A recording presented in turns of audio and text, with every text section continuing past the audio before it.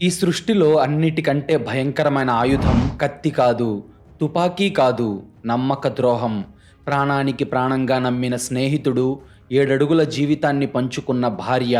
ఈ ఇద్దరూ కలిసి పక్కలో బల్లెంలా మారి గొంతు కోస్తే ఆ మనిషి పడే నరకం ఎలా ఉంటుందో మీరు ఊహించగలరా? ఒక మనిషిని చంపడానికి బయట నుండి శత్రువు రానవసరం లేదు. మన పక్కనే ఉండి మనతో కలిసి అన్నం తినేవాళ్ళు చాలు. ముంబై లాంటి మహానగరంలో డబ్బు, కామం అనే రెండు వ్యసనాలు ఇద్దరు మనుషులను ఎంతటి కిరాతకులుగా మార్చాయో చెప్పే పచ్చి నిజం ఈ కథ. ఇది కేవలం ఒక మర్డర్ మిస్టరీ కాదు. ఒక మనిషి ప్రాణాలతో, నమ్మకంతో ఆడుకున్న ఒక నెత్తుటి చదరంగం.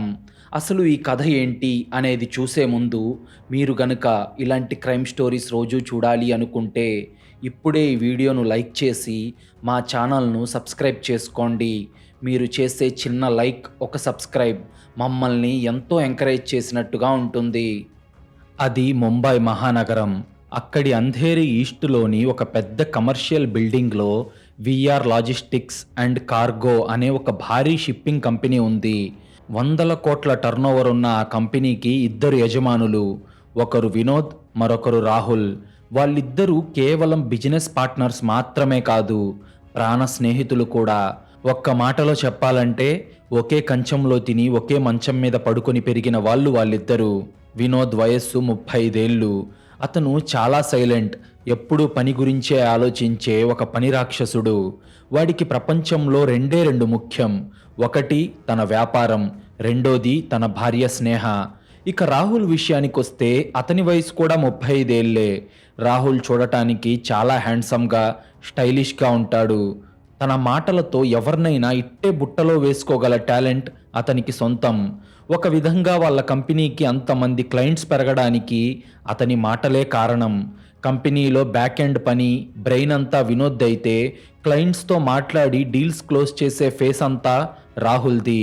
వాళ్ళిద్దరి కాంబినేషన్ ముంబై లాజిస్టిక్స్ మార్కెట్లో ఒక బ్రాండ్గా మారిపోయింది. వినోద్ భార్య పేరు స్నేహ. ఆమె వయస్సు 30 ఏళ్ళు. స్నేహ చాలా అందంగా, ఆకర్షణీయంగా ఉండే ఒక మోడ్రన్ మహిళ. ముంబైలోని బాంద్రా ప్రాంతంలో ఉన్న ఒక లగ్జరీ అపార్ట్మెంట్లో వినోద్, స్నేహ కాపురం ఉంటున్నారు. బయటకి చూసే వాళ్లకు వాళ్ళదొక అద్భుతమైన జీవితం. కోట్లకు పడగలెత్తిన భర్త, మహారాణి లాంటి భార్య. కానీ ఆ 4 గోడల మధ్య స్నేహ మనసులో ఒక విపరీతమైన అసంతృప్తి రగులుతుంది. ఎందుకంటే వినోద్కి పని మీద ఉన్న పిచ్చి భార్య మీద లేదు. ఉదయం 7 గంటలకు ల్యాప్టాప్ పట్టుకొని వెళ్తే రాత్రి 11 గంటలకు అలసిపోయి ఇంటికి వచ్చేవాడు. ఆదివారం కూడా కంపెనీ పనులు అంటూ బయటకు వెళ్ళిపోయేవాడు. స్నేహకు కావాల్సిన నగలు, కార్లు, క్రెడిట్ కార్డ్స్ అన్నీ ఇచ్చాడు. కానీ ఒక భార్యగా ఆమె కోరుకునే సమయాన్ని, రొమాంటిక్ జీవితాన్ని మాత్రం వినోద్ ఇవ్వలేకపోయాడు. డబ్బు ఎంతున్నా తన అందాన్ని పొగిడేవాడు లేడు.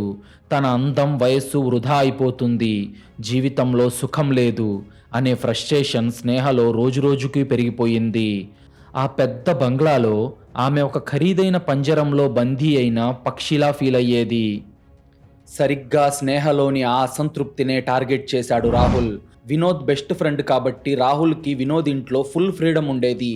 ఏ టైంలో అయినా వచ్చేవాడు. వినోద్ ఆఫీస్ పనిలో బిజీగా ఉన్నప్పుడు రాహుల్ ఇంటికి వచ్చి స్నేహతో గంటల తరబడి ముచ్చట్లు చెప్పేవాడు. ఏంటి స్నేహ, ఇంత అందంగా ఉన్నావు, కానీ మా వినోద్ గాడికి నీ విలువే తెలియడం లేదు. నేను గనక నీ మొగుణ్ణయ్యుంటే నిన్ను ఒక మహారాణిలా చూసుకునేవాణ్ణి అంటూ ఆమె కళ్ళల్లోకి చూస్తూ ఆమెను రెచ్చగొట్టేవాడు. తన మొగుడు దగ్గర దొరకని ఆ గుర్తింపు రాహుల్ దగ్గర దొరికేసరికి స్నేహ మెల్లగా అతని మాయలో పడిపోయింది. ఆ పరిచయం కాస్త శారీరక ఆకర్షణగా మారింది. ఒకరోజు వినోద్ బిజినెస్ పని మీద పూణేకి వెళ్ళినప్పుడు రాహుల్ బాంద్రాలోని వినోద్ ఫ్లాట్కి వచ్చాడు. ఆ రాత్రి ముంబైలో పడుతున్న వర్షం సాక్షిగా ప్రాణ స్నేహితుడి ఇంట్లోనే వాడి భార్యతో రాహుల్ ఒక చీకటి కాపురానికి తెరలేపాడు. విక్రమ్ కష్టపడి కట్టుకున్న ఆ పడక గదిలోనే వాళ్ళిద్దరూ అన్ని హద్దులు చెరిపేసి ఒక్కటయ్యారు. ఆ ఒక్క రాత్రితో మొదలైన వాళ్ళ అక్రమ సంబంధం ఒక వ్యసనంలా మారిపోయింది. అలా నెలలు గడుస్తూ ఉండగా స్నేహకు రాహుల్ మీద పిచ్చి విపరీతంగా పెరిగిపోయింది. వినోద్ ఆఫీస్కి వెళ్ళగానే రాహుల్ వినోద్ ఇంటికి రావడం, లేదా సౌత్ ముంబైలోని 5 స్టార్ హోటల్స్లో వాళ్ళిద్దరూ ఏకాంతంగా గడపడం వాళ్ళకి రొటీన్గా మారిపోయింది. కట్టుకున్న భర్త కష్టపడి డబ్బు సంపాదిస్తుంటే ఆ భర్త బెస్ట్ ఫ్రెండ్తోనే ఆ భార్య పడుకుంటూ భర్తనే దారుణంగా మోసం చేస్తుంది. వినడానికే ఎంతో భయంకరంగా ఉంది కదా. పాపం వినోద్కి ఇవేమీ తెలియవు. వాడి దృష్టిలో స్నేహ ఒక పతివ్రత, రాహుల్ తన ప్రాణ స్నేహితుడు. వాళ్ళిద్దరూ ఏకాంతంగా గదిలో పడుకొని వినోద్ గురించి నవ్వుకుంటూ ఎగతాళి చేసుకునేవాళ్ళు. పాపం అమాయకుడు, రాత్రి పగలనక మన కోసమే కష్టపడుతున్నాడు అని రాహుల్ వెటకారంగా నవ్వితే స్నేహ వాడి గుండెల మీద వాలిపోయి పగలబడి నవ్వేది. వాళ్ళ కళ్ళకు వినోద్ ఒక ఏటీఎం మిషన్ లాగా, అడ్డు తగిలే ఒక అడ్డంకిలాగా కనిపించడం మొదలయ్యింది. రోజులు గడిచే కొద్దీ రాహుల్లో ఒక భయంకరమైన స్వార్థం నిద్రలేచింది. నేను కేవలం స్నేహను అనుభవిస్తే లాభమేంటి? ఈ లాజిస్టిక్స్ కంపెనీలో నాకు సగం వాటానే ఉంది. పైగా బ్యాంక్ అకౌంట్స్, మెయిన్ డీల్స్ అన్నీ వినోద్ కంట్రోల్లోనే ఉంటాయి. అదే ఆ వినోద్ గాడు పోతే ఈ 100 కోట్ల సామ్రాజ్యానికి నేనే రాజునవుతాను కదా. అటు బిజినెస్, ఇటు స్నేహ రెండూ నా సొంతమవుతాయి అన్న ఒక క్రూరమైన ఆలోచన వాడి బుర్రలో మొదలయ్యింది. దాంతో ఒకరోజు మంచం మీద స్నేహతో ఏకాంతంగా ఉన్నప్పుడు రాహుల్ తన ప్లాన్ని బయటపెట్టాడు. స్నేహ, ఇంకెన్నాళ్ళు మనం ఇలా దొంగచాటుగా కలవాలి? వినోద్ గాడికి విడాకులు ఇచ్చేయి, మనం పెళ్లి చేసుకుందాం అన్నాడు. దానికి స్నేహ ఏడుస్తూ, వాడు నాకు విడాకులు ఇవ్వడు రాహుల్. ఒకవేళ ఇచ్చినా కూడా నా తప్పే ఉందని ప్రూవ్ చేసి ఆస్తిలో నాకు చిల్లి గవ్వ కూడా రాకుండా చేసేంత లీగల్ పవర్ వాడికి ఉంది. నాకు వాడొద్దు, కానీ వాడి డబ్బు మాత్రం కావాలి. ఎలాగైనా ఆ దరిద్రుణ్ణి పైకి పంపించేద్దాం రాహుల్. వాడు పోతే ఆస్తి మొత్తం నాకే వస్తుంది. ఇక బిజినెస్ అంటావా, అది నీకొస్తుంది. ఈ రెండిటితో మనం హాయిగా వేరే దేశం వెళ్ళిపోయి సెటిల్ అయిపోవచ్చు అని స్నేహ కూడా తన మనసులోని రాక్షసత్వాన్ని బయటపెట్టింది. అలా ఇద్దరి ఆలోచనలు కలిశాయి. ప్రాణ స్నేహితుడిని, కట్టుకున్న భర్తను చంపడానికి వాళ్ళిద్దరూ ఆ చీకటి గదిలోనే ఒక మరణ శాసనం రాశారు. కానీ వినోద్ని డైరెక్ట్గా కత్తితో పొడిచినా, ఉరివేసినా వాళ్ళిద్దరూ పోలీసులకు దొరికిపోతారు. కాబట్టి ఒక పర్ఫెక్ట్ మర్డర్ డిజైన్ చేయాలి. ఎలాంటి ఆధారం మిగలకూడదు. పోస్టుమార్టం రిపోర్ట్లో కూడా అది ఒక సహజ మరణం లాగే కనిపించాలి అని వాళ్ళిద్దరూ ఒక ప్లాన్ గీశారు. సరిగ్గా ఆ టైంలోనే వినోద్ ఆరోగ్య పరిస్థితి వాళ్లకు ఒక ఆయుధంగా కనిపించింది. గత కొద్ది నెలలుగా వినోద్కి తరచూ కడుపు నొప్పి రావడం, అతను విపరీతంగా అలసిపోయినట్టుండటం, ఒక్కోసారి ఆఫీస్లోనే కళ్ళు తిరిగి పడిపోవడం జరుగుతుంది. ఎందుకో తెలియదు కానీ మనిషి ముఖం రోజులు గడిచే కొద్దీ పాలిపోయి మనిషి చాలా వీక్గా మారిపోతున్నాడు. డాక్టర్ దగ్గరకు వెళ్దామని రాహుల్ అంటే, ఏం లేదురా, వర్క్ స్ట్రెస్ వల్ల వచ్చిన గ్యాస్ట్రిక్ ట్రబుల్ అంతే, 2 రోజులు రెస్ట్ తీసుకుంటే సెట్ అవుతుందిలే అని వినోద్ లైట్ తీసుకుంటూ వస్తున్నాడు. అతనికి ఉన్న ఆ చిన్న ఆరోగ్య సమస్యనే వాడుకొని దాన్ని ఒక హార్ట్ అటాక్ లాగా క్రియేట్ చేయాలని రాహుల్ పక్కా స్కెచ్ చేశాడు. స్నేహ, నేను నా పరిచయాల ద్వారా డార్క్ వెబ్లో ఒక స్పెషల్ డ్రగ్ తెప్పిస్తాను. దానికి రంగు, రుచి, వాసన ఏమీ ఉండవు.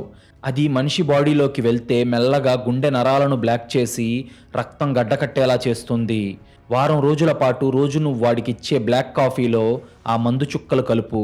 వాడు న్యాచురల్గా హార్ట్ అటాక్తోనే చచ్చిపోతాడు.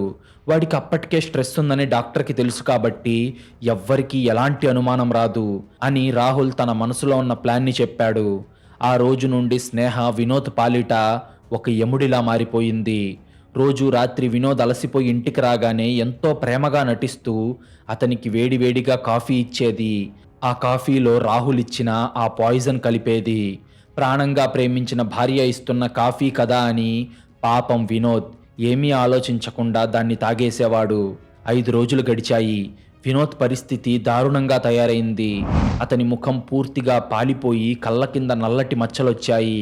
నడవడానికి కూడా ఓపిక లేక మంచానికే పరిమితమయ్యాడు. అతను దగ్గుతుంటే రక్తం పడేది. కానీ స్నేహ మాత్రం దాన్ని సైలెంట్గా కడిగేసి ఎవరికీ తెలియకుండా మేనేజ్ చేసేది. అయితే ఎట్టకేలకు వినోద్కి ఆఖరి రోజు రానే వచ్చింది. ఆ రోజు అనుకోకుండా ముంబైలో విపరీతమైన వర్షం మొదలయ్యింది. ఉరుములు, మెరుపులతో వాతావరణం భయంకరంగా మారిపోయింది. వినోద్ తన బెడ్రూమ్లో ప్రాణాపాయ స్థితిలో మూలుగుతున్నాడు. పాపం అతని గుండె నెమ్మదిగా కొట్టుకోవడం ఆగిపోతుంది. రాహుల్ కూడా ఆ సమయంలో వాళ్ళింట్లోనే ఉన్నాడు. వినోద్కేమో ఊపిరి అందడం లేదు. అతను బాధతో గిలగిలా కొట్టుకుంటూ పక్కనే నిలబడి ఉన్న స్నేహ రాహుల్ల వైపు చూశాడు. అతని కళ్ళల్లో ఒక వర్ణించలేని బాధ, సహాయం చేయమన్న ఒక దీనమైన ఆవేదన కనిపిస్తుంది. రాహుల్, స్నేహ, నాకు ఊపిరాడటం లేదు, హాస్పిటల్కి ఫోన్ చేయండి అని రొప్పుతూ బతిమాలుతున్నాడు. కానీ ఆ నరరూప రాక్షసులిద్దరూ నిలబడిన చోటు నుండి ఒక్క అంగుళం కూడా కదల్లేదు. స్నేహ ముఖంలో అయితే తన భర్త చనిపోతున్నాడు అనే జాలి కూడా లేదు. ఇక రాహుల్ కళ్ళల్లో అయితే ఒక కిరాతకమైన నవ్వుంది. ఇద్దరూ చేతులు కట్టుకొని వినోద్ చనిపోవడాన్ని ఒక సినిమాలాగా చూస్తున్నారు. వాళ్ళిద్దరూ పక్క పక్కన నిలబడి కనీసం ఏమాత్రం జాలి కంగారు లేకుండా తన పరిస్థితిని చూసి, వాళ్ళు నవ్వుతున్న రాక్షస నవ్వుని చూసి వినోద్కి ఇక తన ప్రాణాలు మిగలవని స్పష్టంగా అర్థమయ్యింది. కానీ అతను మాత్రం ఏమీ చేయలేని నిస్సహాయ స్థితిలో ఉన్నాడు. అతని కళ్ళమ్మట కన్నీళ్లు కారుతూ నమ్మిన వాళ్లే అతని గొంతు కోశారన్న బాధ అతని కళ్ళల్లో నిండిపోయింది. అలా సరిగ్గా 2 నిమిషాల్లోనే వినోద్ ప్రాణాలు గాల్లో కలిసిపోయాయి. బాధతో నిండిన అతని కళ్ళు తెరిచే వినోద్ ప్రాణాలు వదిలేశాడు. వినోద్ చనిపోగానే రాహుల్ వెంటనే వినోద్ ఫ్యామిలీ డాక్టర్కి ఫోన్ చేశాడు. అయితే ఆ డాక్టర్కి ముందే రాహుల్ ఒక పెద్ద అమౌంట్ ఇచ్చి మేనేజ్ చేసి ఉంచాడు. డాక్టర్ వచ్చి బాడీని చూసి వర్క్ స్ట్రెస్ వల్ల వచ్చిన మ్యాసివ్ హార్ట్అటాక్తో చనిపోయాడు అని అఫీషియల్ డెత్ సర్టిఫికేట్ ఇచ్చేశాడు. పోలీసులు కూడా వచ్చి నామినల్గా ఎంక్వైరీ చేసి వెళ్ళిపోయారు. పోస్ట్ మార్టం కూడా జరగలేదు. అంతా వాళ్ళు అనుకున్నట్టే పర్ఫెక్ట్గా జరిగింది. మరుసటి రోజు వినోద్ దహన సంస్కారాలు జరిగాయి. స్నేహ తెల్లచీర కట్టుకొని ఊరందరి ముందు కన్నీరు మున్నీరుగా విలపిస్తూ ఆస్కార్ లెవెల్లో యాక్టింగ్ చేసింది. రాహుల్ కూడా తన ప్రాణ స్నేహితుడు తనకిక లేడని వినోద్ శవం మీద పడి గుండెలు బాదుకుంటూ ఏడ్చాడు. సమాజం దృష్టిలో వాళ్ళిద్దరూ ఒక విషాదంలో ఉన్న బాధితులు. అలాగే వినోద్ది ఒక సహజ మరణం. అలా ఒక వారం రోజులు గడిచాయి. వినోద్ బూడిద కూడా భూమిలో కలిసిపోయింది. లాజిస్టిక్స్ కంపెనీ పవర్ అంతా అగ్రిమెంట్స్ ప్రకారం రాహుల్ చేతికి వచ్చింది. వినోద్ పేరు మీద ఉన్న కోట్ల రూపాయల బ్యాంక్ బ్యాలెన్స్, ఆస్తులు, ఇన్సూరెన్స్ అన్నీ నామినీగా ఉన్న స్నేహ అకౌంట్లలోకి ట్రాన్స్ఫర్ అయిపోయాయి. ఆ రోజు రాత్రి వినోద్ బెడ్రూమ్లోనే స్నేహ, రాహుల్లు ఖరీదైన షాంపైన్ తాగుతూ తమ విజయాన్ని సెలబ్రేట్ చేసుకుంటున్నారు. అప్పుడు రాహుల్, చూసావా స్నేహ, ఎక్కడా కూడా ఒక్క రక్తం మరకలేదు, ఎక్కడా పోలీసుల ఇన్వెస్టిగేషన్ కూడా లేదు. ఆ వినోద్ గాడు సైలెంట్గా పైకి పోయాడు.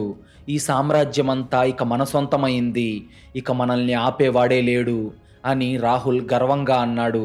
అప్పుడు స్నేహ వాడికి ముద్దు పెట్టి, నువ్వు నిజంగా గ్రేట్ రాహుల్, మన లైఫ్ సెటిల్ అయిపోయేలా చేశావు అని సంబరపడింది. ఇద్దరూ వైన్ గ్లాసులు పట్టుకొని ఇక రేపటి నుండి కొత్త జీవితం స్టార్ట్ చేద్దాం అని అనుకుంటున్న టైంలో రాహుల్ కన్ను మంచం పక్కనే ఉన్న వినోద్ పర్సనల్ సేఫ్ లాకర్ మీద పడింది. వినోద్కి సంబంధించిన కొన్ని పర్సనల్ ఫైల్స్ అందులో ఉంటాయి. దాన్ని ఓపెన్ చేసి పాస్వర్డ్ ఏమైనా ఉంటే మారుద్దామని రాహుల్ ఆ లాకర్ ఓపెన్ చేశాడు. లాకర్ లోపల డబ్బు లేదు, నగలు లేవు, కేవలం ఒకే ఒక్క ఫైల్, దానిపైన ఒక పెన్ డ్రైవ్ ఉన్నాయి, అంతే. ఆ ఫైల్ మీద బ్లడ్ క్యాన్సర్ టెర్మినల్ స్టేజ్ అని పెద్ద అక్షరాలతో రాసి ఉంది. అది చూసి రాహుల్, స్నేహాల ముఖాలు షాక్తో నిండిపోయాయి. వణుకుతున్న చేతులతో ఆ ఫైల్ ఓపెన్ చేయగా అందులో వినోద్ మెడికల్ రిపోర్ట్స్ ఉన్నాయి. నిజానికి వినోద్కి 6 నెలల క్రితమే లాస్ట్ స్టేజ్ బ్లడ్ క్యాన్సర్ ఉందని, అతను మహా అయితే ఇంకో 3 నెలలు మాత్రమే బతుకుతాడని ఆ రిపోర్ట్లో స్పష్టంగా డాక్టర్లు రాసిచ్చారు. అది చూసి వాళ్ళిద్దరికీ మైండ్ బ్లాక్ అయిపోయింది. ఏంటి, వినోద్కి క్యాన్సర్ ఉందా? వాడు ఎలాగూ చచ్చిపోతాడని వాడికి ముందే తెలుసా? మరి చచ్చిపోయేవాడికి మనం ఎందుకు విషయం ఇచ్చాం? వాడు ఈ విషయం మనిద్దరికీ చెప్పకుండా ఎందుకు దాచాడు అని వణుకుతున్న చేతులతో రాహుల్ ఆ పెన్ డ్రైవ్ని తీసి పక్కనే ఉన్న తన ల్యాప్టాప్కి కనెక్ట్ చేశాడు. అందులో ఒకే ఒక్క వీడియో ఫైల్ ఉంది. దాన్ని ప్లే చేశాడు రాహుల్. ఆ వీడియో చూడగానే వాళ్ళిద్దరి గుండెలు ఆగిపోయినంత పనయ్యింది. ఆ వీడియోలో వినోద్ కూర్చొని ఉన్నాడు. అతని ముఖం క్యాన్సర్ వల్లో ఏమో తెలియదు కానీ తెల్లగా పాలిపోయి ఉంది. కానీ అతని కళ్ళల్లో మాత్రం ఒక రాక్షసమైన నవ్వుంది. ఆ వీడియోలో వినోద్, హలో రాహుల్, హలో స్నేహ, నా చావుని సెలబ్రేట్ చేసుకుంటున్నారా అని నవ్వుతూ వీడియోలో పలకరించాడు. అయితే ఆ తర్వాత ఆ వీడియోలో వినోద్ ఇంకేం చెప్పాడు? తాను ఎలాగూ చనిపోతున్నానని తెలిసిన వినోద్ తన భార్య, స్నేహితుడు తనను మోసం చేస్తున్నారని ముందే ఎలా పసిగట్టాడు? క్యాన్సర్తో చనిపోతూ వాళ్ళ మెడకు అతను చుట్టిన ఆ ఉరితాడేంటి? వాళ్ళ బిజినెస్ని ఒక డ్రగ్ డీలింగ్కి ఎలా లింక్ చేశాడు? ఇప్పుడు వాళ్ళిద్దరూ చట్టానికి, అండర్ వరల్డ్ మాఫియా డ్రగ్ డీలర్స్‌కి మధ్య నలిగిపోయే ఆ నరకం ఎలాంటిది? అసలు వినోద్ చేసిన ఆ మైండ్ బ్లాక్ చేసే ట్రాప్ ఎలా ఉండబోతుందో తెలుసుకునే ముందు మీలో చాలామంది మన వీడియోలు చూస్తున్నారు కానీ వీడియోను లైక్ చేయడం లేదు. మన ఛానల్‌ను సబ్స్క్రైబ్ చేయడం లేదు. ప్లీజ్ మీరు చేసే చిన్న లైక్, ఒక సబ్స్క్రైబ్ మమ్మల్ని ఎంతో ఎంకరేజ్ చేసినట్టుగా ఉంటుంది. అలాగే ఇలాంటి క్రైమ్ స్టోరీస్ రోజు మీ ముందుకు తీసుకురావడానికి మాకు చాలా బూస్టప్ ఇచ్చినట్టుంటుంది. వినోద్ వీడియో చూస్తున్న రాహుల్, స్నేహాలకు ఏసీ గదిలో ఉన్నప్పటికీ ముచ్చెమటలు పడుతున్నాయి. ల్యాప్టాప్ స్క్రీన్ మీద వినోద్ దగ్గుతూ ఒక సిప్ నీళ్లు తాగి నెమ్మదిగా మళ్ళీ మాట్లాడటం కొనసాగించాడు. ఎరా రాహుల్, నిన్ను నా ప్రాణ స్నేహితుడివి అనుకున్నాను. నా కంపెనీలో నీకు సగం వాటా కూడా ఇచ్చాన్రా. కానీ నువ్వేం చేశావు? నా ఇంట్లోకి వచ్చి నా భార్యతోనే పడుకున్నావు. ఒసే స్నేహ, నిన్ను ఒక మహారాణిలా చూసుకున్నానే, కానీ నువ్వు నా వెనక వీడితో కులుకుతూ నన్ను చంపడానికి ప్లాన్ చేస్తావా? 6 నెలల క్రితమే నాకు బ్లడ్ క్యాన్సర్ లాస్ట్ స్టేజ్ అని డాక్టర్లు చెప్పారు. నా ఆయుష్ కూడా మహా అయితే 3 నెలల నుంచి 6 నెలల వరకు మాత్రమే అని తేల్చేశారు. ఆ నిజం మీ ఇద్దరికీ చెప్పి నా ఆస్తి మొత్తాన్ని మీ చేతుల్లో పెట్టి ప్రశాంతంగా కన్నుమూద్దామనుకున్నాను. కానీ అదే రోజు నేను ఆఫీస్ నుండి త్వరగా ఇంటికి వచ్చి చూస్తే నా బెడ్రూమ్లో నా పరుపు మీదే మీ ఇద్దరు పశువుల్లా బట్టలు లేకుండా బొర్లాడటం నేను నా కళ్ళారా చూశాను. మీకు కుక్కలకి ఏమాత్రం తేడా లేదు. ఆ క్షణం నా క్యాన్సర్ కంటే మీ ద్రోహమే నన్ను ఎక్కువగా చంపేసింది. నా చావును కూడా మీరు మీ కామానికి, స్వార్థానికి వాడుకోవాలి అనుకున్నారు కదా.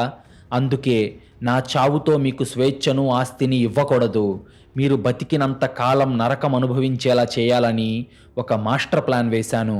Welcome to my trap, my dear wife and my best friend అని వినోద్ చెప్పిన మాటలు వింటున్న రాహుల్, స్నేహ నరాల్లో రక్తం గడ్డకట్టుకుపోయింది.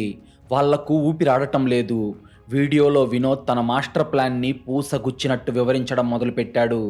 రేయ్ రాహుల్, నువ్వు నా ఆఫీస్ టేబుల్ మీద పెట్టే డాక్యుమెంట్స్ మీద నేను గుడ్డిగా సంతకాలు పెడతాను అనేదే కదా నీ ధీమా. కానీ ఆ చీకటి గదిలో కూర్చొని నేను పెట్టిన కొన్ని సంతకాలేంటో తెలుసా? ముంబై అండర్ వరల్డ్కి, సౌత్ అమెరికా డ్రగ్ డీలర్స్కి మధ్య డ్రగ్స్ సప్లై చేయడానికి వాడే ఫేక్ ఎక్స్పోర్ట్ డాక్యుమెంట్స్.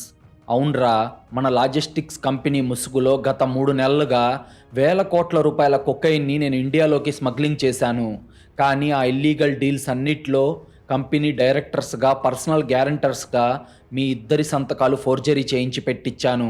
ఆ డ్రగ్ మాఫియా వాళ్ళకి నేను వీడియో కాల్స్లో మాట్లాడింది, వాళ్లకు పంపిన సెక్యూర్ మెయిల్స్ అన్నీ నీ ల్యాప్టాప్ ఐపీ అడ్రస్ నుండే వెళ్ళేలా ఏర్పాటు చేశాను. చట్టం దృష్టిలో మీ ఇద్దరే ముంబైలో అతిపెద్ద డ్రగ్ డీలర్స్ అని చెబుతూ నవ్వాడు. అదంతా విన్న రాహుల్కి పిచ్చెక్కిపోయినంత పనయ్యింది. వాడు తలపట్టుకొని గట్టిగా అరుస్తున్నాడు. కానీ వినోద్ కిరాతకమైన మాటలు మాత్రం అక్కడితోనే ఆగిపోలేదు. అప్పుడు వినోద్ మళ్ళీ మాట్లాడుతూ, స్నేహ, నీకు అసలు గుడ్ న్యూస్ ఇంకా నేను చెప్పలేదు కదా. ఆ డ్రగ్ మాఫియా పంపిన 100 కోట్ల రూపాయల హవాలా డబ్బంతా డైరెక్ట్గా నీ అకౌంట్స్లోకే వచ్చేలా నేను ప్లాన్ చేశాను. ఈరోజు నా అకౌంట్ నుండి నీ పేరు మీదకు ట్రాన్స్ఫర్ అయింది నా కష్టార్జితం కాదు, ఆ డ్రగ్ డీలింగ్ తాలూకా డబ్బు. అలాగే నీకు ఇంకో దిమ్మ తిరిగే విషయం చెప్పనా? ఆల్రెడీ నేను చనిపోయే ముందే అరేంజ్ చేసిన ఒక హ్యాకర్ ఈ పాటికే నీ అకౌంట్లో ఉన్న డబ్బంతా డార్క్ వెబ్ ద్వారా క్రిప్టో కరెన్సీలోకి మార్చేసి ప్రపంచవ్యాప్తంగా ఉన్న వందలాది క్యాన్సర్ ఆసుపత్రులకు గుర్తు తెలియని పేర్లతో డొనేషన్స్ లాగా పంపించేసి ఉంటాడు. ఆ డబ్బుని ఏ సైబర్ ఎక్స్పర్ట్ కూడా వెనక్కి తీసుకురాలేడు. నా ఆస్తులు, ఇన్సూరెన్స్ అన్నీ ట్రస్టుల పేరు మీదకు మారిపోయాయి. నీ అకౌంట్లో ఇప్పుడు చిల్లి గవ్వ కూడా లేదు అని నవ్వాడు. అది విని షాక్ అయిపోయిన స్నేహ వెంటనే వణుకుతున్న చేతులతో తన మొబైల్లో బ్యాంక్ యాప్ ఓపెన్ చేసింది. అవును, వినోద్ చెప్పింది అక్షరాలా నిజమే. స్నేహ బ్యాంక్ అకౌంట్ బ్యాలెన్స్ 0 అయిపోయింది. దాంతో ఆమెకు ప్రాణం పోయినంత పనయ్యింది. అప్పుడు వినోద్ మాట్లాడుతూ, పోలీసులు మిమ్మల్ని జైలుకు పంపుతారు సరే, కానీ ఆ 100 కోట్లు పోగొట్టుకున్న డ్రగ్ మాఫియా కళ్ళు మాత్రం ఇప్పుడు మీ మీద పడ్డాయి. మీరిద్దరే ఆ డబ్బు కొట్టేసి నన్ను చంపేశారని వాళ్ళు నమ్ముతున్నారు. జైలు గోడల మధ్య వాళ్ళ కిరాయి హంతకులు మిమ్మల్ని వేటాడుతుంటే ప్రతి క్షణం భయంతో మీరు కుక్కల్లా చావాలి. ఆఖరిగా ఒక్క మాట స్నేహ, నువ్వు రోజు నా కాఫీలో కలిపి ఇచ్చిన ఆ పాయిజన్ నేను తాగలేదు. దాన్ని వాష్ బేసిన్లో పారబోసి నాటకం ఆడానంతే. మీరు నన్ను చంపలేదు, నా క్యాన్సరే నన్ను చంపింది. కానీ మీరు మాత్రం ఒక డ్రగ్ మాఫియాకి టార్గెట్గా మారిపోయారు. ఇక మీ ఇద్దరికీ గుడ్ బై, నరకంలో సుఖంగా ఉండండి అని నవ్వుతూ చెప్పిన వినోద్ వీడియో కట్ అయిపోయింది. ల్యాప్టాప్ స్క్రీన్ బ్లాక్ అయిపోయింది. ఆ గదిలో ఇప్పుడు ఒక భయంకరమైన నిశ్శబ్దం నెలకొంది. రాహుల్, స్నేహ ఒకరి ముఖం ఒకరు చూసుకున్నారు. తాము ఎంత దారుణమైన సైకలాజికల్ ఉచ్చులో పడ్డారో వాళ్ళకు అర్థమైంది. వినోద్ శవంలాగా మారిపోయి కూడా వాళ్ళ ప్రాణాలతో చెలగాటమాడాడు. అప్పుడు స్నేహ, రాహుల్ మనం ఇప్పుడే పారిపోవాలి, ఇక్కడే ఉంటే పోలీసులు కానీ ఆ మాఫియా వాళ్ళు కానీ మనల్ని చంపేస్తారు అని గట్టిగా అరుస్తూ తన పాస్పోర్ట్ కోసం టేబుల్ డ్రాయర్స్లో వెతుకుతుంది. కానీ వాళ్ళకి ఆ అవకాశం కూడా దక్కలేదు. కరెక్ట్గా అదే సమయానికి బంగ్లా మెయిన్ డోర్ని భారీ శబ్దంతో బద్దలు కొట్టుకొని లోపలికి ఎంటర్ అయ్యారు నార్కోటిక్స్ కంట్రోల్ బ్యూరో ఆఫీసర్లు. 10 మంది హై ర్యాంక్ ఆఫీసర్స్ వాళ్ళ చేతిలో ఆటోమేటిక్ రైఫిల్స్తో లోపలికొచ్చారు. ఆపరేషన్ లీడ్ చేస్తున్న ఎన్సీబీ చీఫ్ ఏసీపీ భార్గవ్ నేరుగా వాళ్ళ బెడ్రూమ్లోకి వచ్చి, mister Rahul and Mrs Sneha, you are under arrest for international drug trafficking and money laundering అని గట్టిగా అరిచాడు. ఎన్సీబీ ఆఫీసర్లు ఏమాత్రం కనికరం లేకుండా రాహుల్ని, స్నేహను బూట్లతో తన్ని నేల మీద పడేసి చేతులకు బేడీలు వేశారు. అప్పుడు రాహుల్, సార్ ప్లీజ్ సార్ మమ్మల్ని వదిలేయండి, మేము డ్రగ్స్ స్మగ్లింగ్ చేయలేదు సార్, ఇదంతా వినోద్ మా మీద చేసిన కుట్ర సార్ అని కంగారులో అరిచేశాడు. అది విన్న ఏసీపీ భార్గవ్ ఒక నవ్వు నవ్వి, అవునా, మీ కంపెనీ లాజిస్టిక్స్ కంటైనర్స్లో 500 కోట్ల కొకైన్ నిన్న రాత్రి మేము ముంబై పోర్టులో పట్టుకున్నాం. ఆ షిప్మెంట్ మీద మీ ఇద్దరి డిజిటల్ సంతకాలు కూడా ఉన్నాయి. వారం క్రితం చనిపోయిన వినోద్ ఈ కుట్ర ఎలా చేస్తాడ్రా ఈడియట్? నీ కళ్ళకి పోలీసులంటే జోకర్లలా కనిపిస్తున్నారా? మీరే వాడి కళ్ళు గప్పి ఆ కంపెనీ ముసుగులో ఈ దందా చేస్తున్నారు. వాడికి ఈ విషయం తెలిసేసరికి మీరే వాడికి హార్ట్అటాక్ వచ్చేలా చేసి చంపేశారు అని మా దగ్గర పక్కా ఇన్ఫర్మేషన్ ఉంది అని ఆ ఇద్దరికి ఏసీపీ భార్గవ్ షాక్ ఇచ్చాడు. అది పోలీస్ ఇంట్రాగేషన్ రూమ్. రాహుల్ మరియు స్నేహలను పోలీసులు 2 వేరువేరు కుర్చీల్లో కట్టేశారు. వాళ్లకు డ్రగ్స్తో ఎలాంటి సంబంధం లేదు. వాళ్ళ కంపెనీ కేవలం లీగల్ షిప్పింగ్ మాత్రమే చేస్తుంది. కానీ డ్రగ్ మాఫియా వాళ్లతో మాట్లాడిన వీడియో కాల్ రికార్డింగ్స్ భార్గవ్ వాళ్ళిద్దరి ముందు ఉంచాడు. నిజానికి ఆ వీడియోలు కూడా వినోద్ డీప్ ఫేక్ టెక్నాలజీ వాడి క్రియేట్ చేసినవి. అది చూసిన వాళ్ళిద్దరికీ మైండ్ బ్లాక్ అయిపోయింది. డ్రగ్స్ కేసులో, అందులో కూడా అండర్ వరల్డ్ డ్రగ్స్ మాఫియా డబ్బు పోగొట్టిన కేసులో ఇరుక్కుంటే జైల్లో ఆ మాఫియా గ్యాంగ్ వాళ్ళని అతి కిరాతకంగా నరికేస్తుందని వాళ్ళకు తెలుసు. ఆ భయంతో ప్రాణాలను కాపాడుకోవటానికి వాళ్ళిద్దరూ ఒక భయంకరమైన నిర్ణయం తీసుకున్నారు. కనీసం హత్య కేసులో అన్నా బుక్ అయితే నార్మల్ జైల్లో అయినా బతుకుతామని వాళ్ళకి ఆశ కలిగింది. అప్పుడు వాళ్ళిద్దరూ కలిసి, సార్ మేము డ్రగ్స్ స్మగ్లర్లం కాదు సార్, మేము వినోద్ని హత్య చేశాం సార్, అతను తాగే బ్లాక్ కాఫీలో రోజు విషం కలిపి వాడిని చంపేశాం, వాడి ఆస్తి కోసమే ఈ పని చేశాం సార్, మమ్మల్ని మర్డర్ కేసులో అరెస్ట్ చేయండి సార్, ప్లీజ్ సార్ మమ్మల్ని మర్డర్ కేసులో అరెస్ట్ చేయండి సార్, డ్రగ్స్కి మాకు ఏ సంబంధం లేదు సార్ అని కార్తీక్, స్నేహ ఇద్దరు ప్రాణభయంతో ఏడుస్తూ తమ మర్డర్ ప్లాన్ని వాళ్ళుగానే కక్కేశారు. కట్టుకున్న భర్తను చంపాను అని ఒక భార్య స్వయంగా పోలీసుల ముందు ఒప్పుకుంది. అప్పుడు ఏసీపీ భార్గవ్ వాళ్ళ వంక జాలిగా ఎగతాళిగా చూస్తూ, ఒరేయ్ సన్నాసుల్లారా, మీకొక మైండ్ బ్లాక్ అయ్యే నిజం చెప్పనా? వినోద్ చనిపోయిన రోజు వాడి ఫ్యామిలీ డాక్టర్ ఇచ్చిన డెత్ సర్టిఫికేట్ని మేము ముందే వెరిఫై చేశాం. వాడి బాడీని దహనం చేసే ముందు డాక్టర్ సీక్రెట్గా అతని బ్లడ్ శాంపిల్లు తీసి ల్యాబ్కి పంపించాడు. వినోద్ బాడీలో ఎలాంటి పాయిజన్ లేదు. అతను మల్టిపుల్ ఆర్గాన్ ఫెయిల్యూర్ వల్ల బ్లడ్ క్యాన్సర్ లాస్ట్ స్టేజ్లో న్యాచురల్గానే చనిపోయాడు అని ఫోరెన్సిక్ రిపోర్ట్ క్లియర్గా చెప్తుంది. మీరు చంపినా వాడు చావలేదు, కాబట్టి మీ మీద మర్డర్ కేసు నమోదు చేసే ఛాన్స్ చట్టంలో లేదు. మీరు ఒక శవానికి విషం ఇచ్చారు అంతే. సో మర్డర్ కేసు కింద మిమ్మల్ని బుక్ చేయలేం. మీ ఇద్దరూ దేశం గర్వించదగ్గ డ్రగ్ స్మగ్లర్స్ కదా, మిమ్మల్ని తీసుకెళ్లి ఆర్థర్ రోడ్డు సెంట్రల్ జైల్లో పడేస్తాం, అక్కడ డ్రగ్ మాఫియా వాళ్ళే మీకు సరైన ట్రీట్మెంట్ ఇస్తారు అని వాళ్ళిద్దరిని ఇంట్రాగేషన్ రూమ్ నుండి ఏసీపీ భార్గవ్ బయటకు లాక్కెళ్ళాడు. పోలీస్ స్టేషన్లో కస్టడీలో ఉన్న ఆ రాత్రి రాహుల్ మరియు స్నేహల మధ్య ఉన్న కామం, ఆకర్షణ అన్నీ భయంకరమైన ద్వేషంగా మారిపోయాయి. రాహుల్ వెళ్ళి స్నేహ జుట్టు పట్టుకొని లాగి చెంప పగలగొట్టాడు. నీ వల్లే వచ్చిందే నాకీ కర్మ, ఆ రోజు నువ్వు ఆ దరిద్రుణ్ణి చంపుదామని ఐడియా ఇవ్వకపోయి ఉంటే నేను ఈరోజు ఈ డ్రగ్స్ కేసులో ఇరుక్కునేవాణ్ణే కాదు, నా వ్యాపారం నేను చూసుకునేవాణ్ణి అని గట్టిగా అరిచాడు. అప్పుడు స్నేహ కూడా ఏమాత్రం తగ్గకుండా రాహుల్ మొహం మీద ఉమ్మేసి, రే ఈడియట్, నాకు వల వేసింది నువ్వు, నా మొగుడు కాఫీలో పాయిజన్ కలపమని ఇచ్చింది నువ్వు, ఇప్పుడు నన్నంటావా? నీలాంటి నీచుడి మాట విని మరో 6 నెలల్లో చనిపోయే నా మొగుడికి నా చేతులతోనే విషం పెట్టి చంపాన్రా, నాకు ఈ శిక్ష పడాల్సిందే అని వాడి చొక్కా పట్టుకొని వాడి మొహాన్ని రక్కింది. అలా ఇద్దరు ఒకరినొకరు బూతులు తిట్టుకుంటూ జుట్టు పీక్కుంటూ ఆ లాకప్ గదిలోనే జంతువుల్లా కొట్టుకున్నారు. ఒకప్పుడు ఒకే మంచం మీద సుఖాన్ని పంచుకున్నాం అనుకున్న ఆ ఇద్దరు ద్రోహులు ప్రాణభయం ఎదురయ్యేసరికి ఒకరి నెత్తురు ఒకరు తాగే శత్రువుల్లా మారిపోయారు. నిజానికి వినోద్కి కావాల్సింది కూడా ఇదే. వాళ్ళ బంధం ఒక అబద్ధమని, ఆ అబద్ధాన్ని వాళ్ళే అసహించుకునే స్థాయికి దిగజార్చాడతను. మరుసటి రోజు ఎన్సీబీ స్పెషల్ కోర్టులో వాళ్లను ప్రవేశపెట్టారు. వినోద్ సృష్టించిన ఆధారాలు ఎంత పక్కాగా ఉన్నాయంటే దేశంలోని ఏ టాప్ క్రిమినల్ లాయర్ కూడా వాళ్ళను కాపాడలేకపోయాడు. వాళ్ళ బ్యాంక్ అకౌంట్స్లో జరిగిన ఇంటర్నేషనల్ లావాదేవీలు, ల్యాప్టాప్ ఐపీ అడ్రస్లు, ఫోర్జరీ చేయబడిన వందలాది ఎక్స్పోర్ట్ డాక్యుమెంట్స్ అన్నీ వాళ్ళే ఇంటర్నేషనల్ డ్రగ్ డీలర్స్ అని నిరూపించాయి. దాంతో జడ్జి గారు వాళ్ళిద్దరికీ యావజ్జీవ కారాగార శిక్ష విధించి ముంబైలోని అత్యంత కరుడుగట్టిన నేరస్తులుండే ఆర్థర్ రోడ్ సెంట్రల్ జైలుకి పంపించారు. ఆ జైలు గడప తొక్కగానే రాహుల్కి, స్నేహకి నరకం అంటే ఏంటో ప్రాక్టికల్గా అర్థమయ్యింది. రాహుల్ని ఒక అండర్ గ్రౌండ్ సెల్లో వేశారు. వాడు భయంతో మూలన కూర్చొని వణుకుతూ ఉండగా అదే సెల్లో ఉన్న ఒక ఖైదీ నెమ్మదిగా రాహుల్ దగ్గరకొచ్చాడు. వాడి చేతిలో ఉన్న ఒక పదునైన ప్లాస్టిక్ బ్లేడ్ని చూపిస్తూ, మా బాస్ డబ్బు 100 కోట్లు కొట్టేసి జైల్లో దాక్కుందామనుకున్నావారా? నీకు రోజుకో కత్తిపోటు దిగుతుంది. నీ చావు ఒకేసారి రాదు. రోజు రోజుకి కొంచెం కొంచెంగా నీకు చావుని పరిచయం చేస్తా అంటూ రాహుల్ తొడ మీద బ్లేడుతో బలంగా కోశాడు. రాహుల్ ఆ నొప్పితో గట్టిగా అరిచాడు, కానీ ఆ 4 గోడల మధ్య వాడి అరుపు ఎవ్వరికీ వినిపించలేదు. వాడి రక్తం నేల మీద పడుతుంటే వినోద్ ఆత్మకు శాంతి కలుగుతున్నట్టు అనిపించింది. అటు మహిళా ఖైదీల సెల్లో స్నేహ పరిస్థితి కూడా దారుణంగా మారిపోయింది. ఒకప్పుడు లగ్జరీగా బాందరా అపార్ట్మెంట్లో బతికిన ఆమెను అక్కడ ఉన్న పాత నేరస్తురాళ్ళు ఒక కుక్క కంటే హీనంగా చూస్తున్నారు.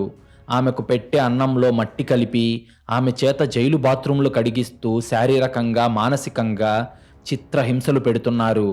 అండర్ వరల్డ్ మాఫియా భయం ఆమెను కూడా ప్రతి రాత్రి నిద్రపోనివ్వకుండా చేస్తుంది. కళ్ళు మూసుకుంటే చాలు తనని ఎవరో కత్తితో పొడుస్తున్నట్టు కలవరిస్తూ గిలగిలా కొట్టుకుంటుంది. వినోద్ చనిపోతూ వాళ్ళిద్దరి మెడకు ఎంత దారుణమైన ఉరితాడు వేశాడో వాళ్లకు ప్రతి క్షణం అర్థమవుతుంది. వాళ్ళు వినోద్ని చంపడానికి విషాన్ని వాడారు, కానీ వినోద్ తన బుర్రను, తన సైలెంట్ పగను ఆయుధంగా వాడుకొని వాళ్లకు ఒక బతికున్న మరణాన్ని బహుమతిగా ఇచ్చాడు. ఈ కేసు ముంబై పోలీసులకే ఒక సైకలాజికల్ షాక్ ఇచ్చింది. ఒక క్యాన్సర్ పేషెంట్ తన మరణాన్ని అడ్డం పెట్టుకొని చట్టంలోని లొసుగులను వాడుకొని తనను మోసం చేసిన వాళ్లను ఒక భారీ ఇంటర్నేషనల్ డ్రగ్ మాఫియా కేసులో ఇరికించిన తీరు ఇన్వెస్టిగేషన్ ఆఫీసర్లను సైతం ఆశ్చర్యపరిచింది. తప్పు చేసిన వాళ్ళు ఎప్పటికైనా దొరికిపోతారు అంటారు, కానీ ద్రోహం చేసిన వాళ్ళు మాత్రం దొరికిపోవడమే కాకుండా ప్రతి క్షణం నరకయాతన అనుభవిస్తూ ప్రాణాలతో ఒక శవంలా బతుకుతారని ఈ కేసు నిరూపించింది. నమ్మకం అనేది ఒక గాజు బొమ్మ లాంటిది. అది పగిలితే శబ్దం పెద్దగా వస్తుంది, కానీ ఆ గాజు ముక్కలు ద్రోహం చేసిన వాళ్ళ గుండెలను మాత్రం నిశ్శబ్దంగా కోసేస్తాయి. ప్రాణ స్నేహితుడు, కట్టుకున్న భార్య కలిసి ఆడిన ఈ రాసలీలలు చివరికి వాళ్ళ నెత్తుటి కన్నీటికి కారణమయ్యాయి. చట్టం వాళ్లకు యావజ్జీవ కారాగార శిక్ష విధించింది, కానీ వాళ్ళు చేసిన పాపానికి కర్మ విధించిన శిక్ష మాత్రం రోజు రోజుకు వాళ్లను బతికుండగానే దహించి వేస్తుంది. పగ అనేది మనిషిలో ఎంతటి మాస్టర్ మైండ్ని నిద్రలేపుతుందో చెప్పడానికి వినోద్ ఆడిన ఈ సైకలాజికల్ మైండ్ గేమే సజీవ సాక్ష్యం. ఎవరైనా మీకు ద్రోహం చేస్తే కోప్పడకండి. వినోద్ లాగా సైలెంట్గా కర్మని వాళ్ళ వైపుకు తిప్పండి. ఆ కర్మ వాళ్లకు చూపించే నరకం మీ ఊహకు కూడా అందదు. మీకు గనుక ఈ క్రైమ్ స్టోరీ నచ్చినట్లయితే ఇప్పుడే ఈ వీడియోను లైక్ చేసి మా ఛానల్ను సబ్స్క్రైబ్ చేసుకోండి. మీరు చేసే చిన్న లైక్, ఒక సబ్స్క్రైబ్ మమ్మల్ని ఎంతో ఎంకరేజ్ చేసినట్టుగా ఉంటుంది.